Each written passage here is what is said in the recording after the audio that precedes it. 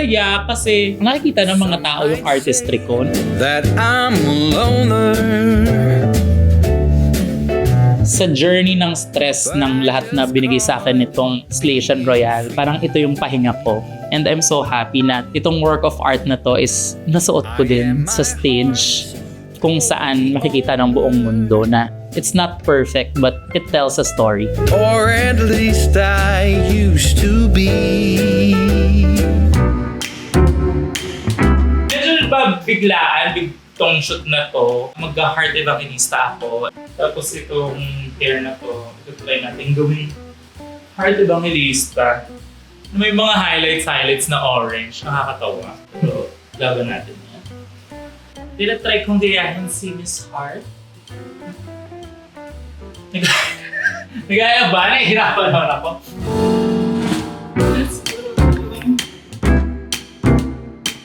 Nung namimili na ng mga characters, hindi ko alam, nag-align yung stars, tapos napunta sa akin yung character na gusto ko talaga. Parang wala din may gusto dun sa character na yun, ang weird. Pero nung narinig ko yung sabi ko, ay, ito yung akin, ito yung character, ako to. My God, Vinyas, you are and you have always been an intelligent performer. Itong character ko na to na napunta sa akin sa Rusical, somehow parang nagawa ko na sa play ng Theater Guild.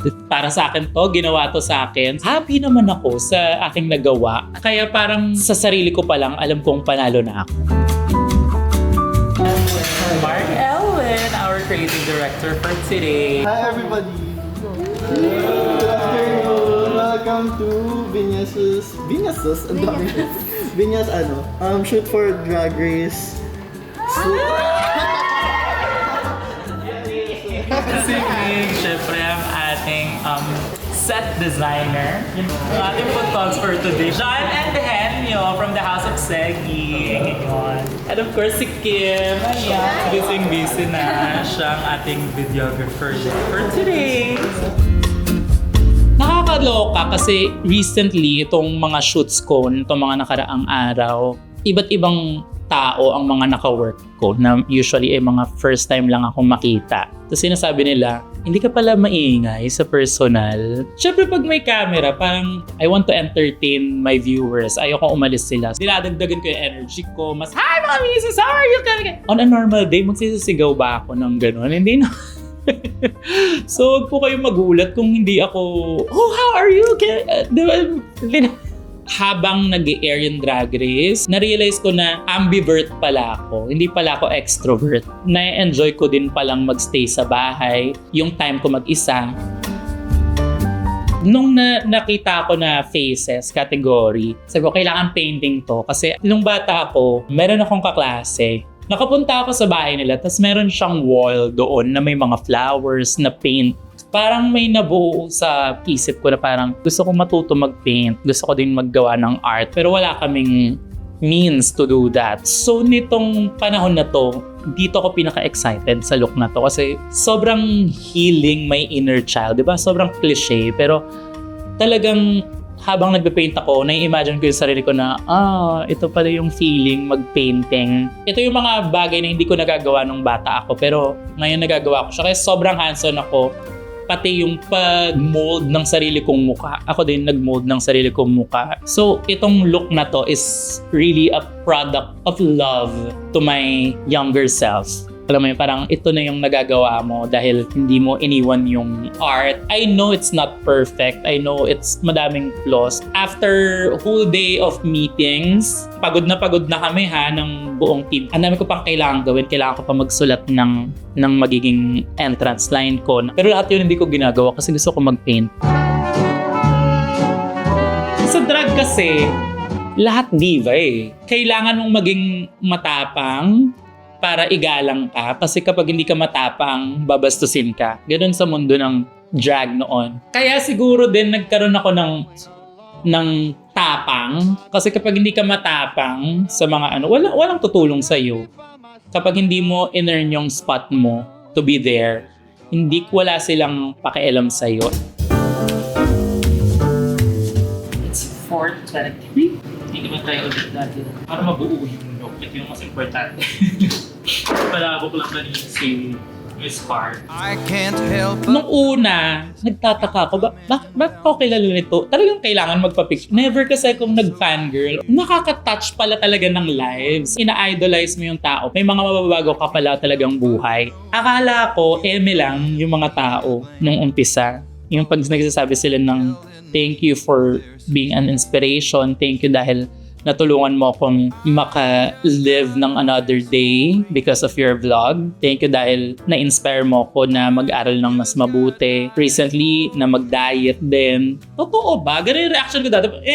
Hindi ako sanay din sa atensyon. Never ako nagka-jowa. Hindi ko alam kung ano yung feeling na nila-love ka talaga ng tao. Hindi din kami vocal sa love namin with each other sa family namin. So parang feeling ko, isang malaking eme. Pero tumagal na ng 4 years. Nandyan pa rin sila. Lagi silang nandun sa mga show ko. Kahit sa Cebu. Minsan may nakikita ako ng mga galing Manila.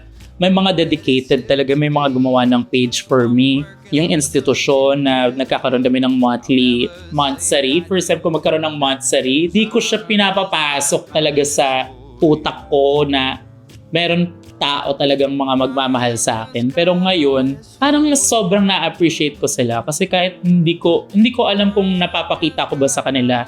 Pero kahit hindi ko na ibabalik yung mga ganun, nandyan pa rin sila to support me and love me. And because of that, yung akala kong eme, parang nag-grow to loving them also. Kaya as much as possible, yung mga nagpapapicture sa akin, alam kong may intimidating aura ako. Hindi ko alam kung bakit, paano ko nagawa yun. Pero alam ko din na nilakasan lang nila yung loob nila para lumapit sa akin, para makapagpa-picture. Kaya as much as possible, nag-smile ako at pumapayag ako.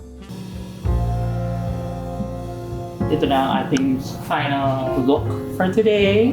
And I'm so lucky kasi dinalahan tayo ng ating resident stylist na si Miss O. Kaway ka naman dyan, Miss O. Have you ever experienced someone so close to you na two-faced ka? Sobrang daming beses na. Pero most painful siguro, I think, is yung sa best friend ko na pinagkatiwalaan ko siya sa lahat ng bagay na meron ako. Kasi nag-start kami maging best friend nung before mag-air yung Drag Race. Hindi ko alam kung nakita niya ako as business opportunity or talagang tinuring niya talaga akong kaibigan. Pero napapansin ko na ginagamit niya ako and ginamit niya yung mga fans ko para sa advantage niya, makalibre ng ganito. Na hindi ako naniniwala na narinig ko na from other people kasi best friend ko siya and alam ko hindi niya kayang gawin sa akin yan. Until nag-align na lahat sa isang racket. Tinakbo niya yung PF ko dun sa isang racket na yun hanggang sa inimbestigahan namin. Years na niya palang ginagawa sa akin kasi sinasabi niya sa akin ito lang daw yung PF ko doon, maliit lang. Tapos nung nahanap ko yung mga kontrata, ang lalaki pala ng sinisingil niya. So for a time, may mga racket kami nila Brigading ng ibang Divine Divas. Ang lalaki ng TF nila, tapos nagugulat ako, bakit ang laki ng TF niyo? Ito lang TF ko. Tapos sasabihin ko sa kanya, sabi niya, wag mo sabihin sa kanya yung TF mo kasi ikukumpara nila yung TF mo, gagayahin nila yung TF mo. Yung mga ganon. Yung pala, kaya hindi ko yun na-open. Ang lalaki pala ng TF nila. Tapos ako hanggang dito, kasi hindi naman ako mabot ng top 4. Akala ko ito lang yung value ko as an artist. Nakukuha niyang mag-I love you sa akin after ng racket. Kasi sobrang blurry ng mga nangyayari during my season. Bago lahat sa akin, bago yung attention, bago lahat. So ginawa niyang opportunity yun para alam niyang distracted ako, tapos mag-aaya siya mag-ibang bansa, ililibre niya ako or bibilan niya ako ng gifts galing pala sa pera ko. Ako, hindi ako bumibili ng bagay na gusto ko kasi nagtitipid ako para may maipadala ako sa pamilya ko. Tapos siya, nilulustay niya yung pera ko nang hindi ko alam. Parang nag-heal na lang ako kasi alam kong wala din siyang pambayad.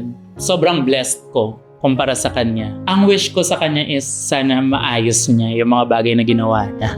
And sana may matutuhan din siya from me na hindi ko gagawin yung bad things na katulad nung ginagawa niya. Actually, hindi ko naman pinag-pray din yung pera whatever. Pero yung pinag-pray ko nga is huwag mawala yung trust ko sa ibang tao kasi parang yun yung mahirap. Parang mawawalan ka ng inner peace, lahat ng kilos mo. Hindi kang mawala pero parang wala akong luxury to have that kasi parang lalo akong hindi mag-grow kung wala akong tiwala sa ibang tao. And because of that, I think unti-unti ako nakakabangon because of trusting people.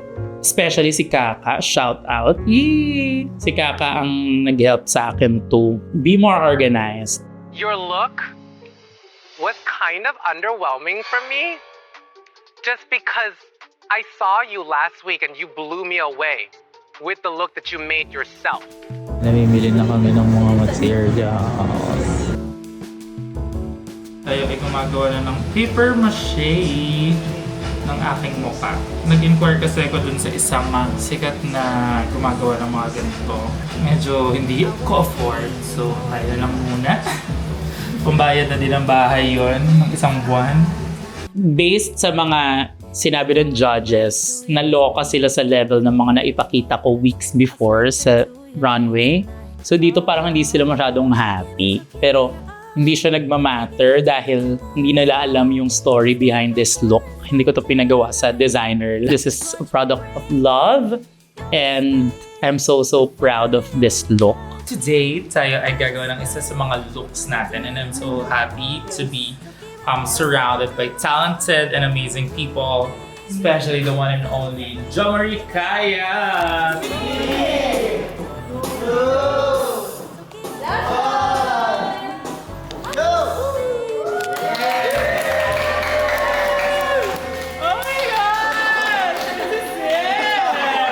Mrs. It's a wrap!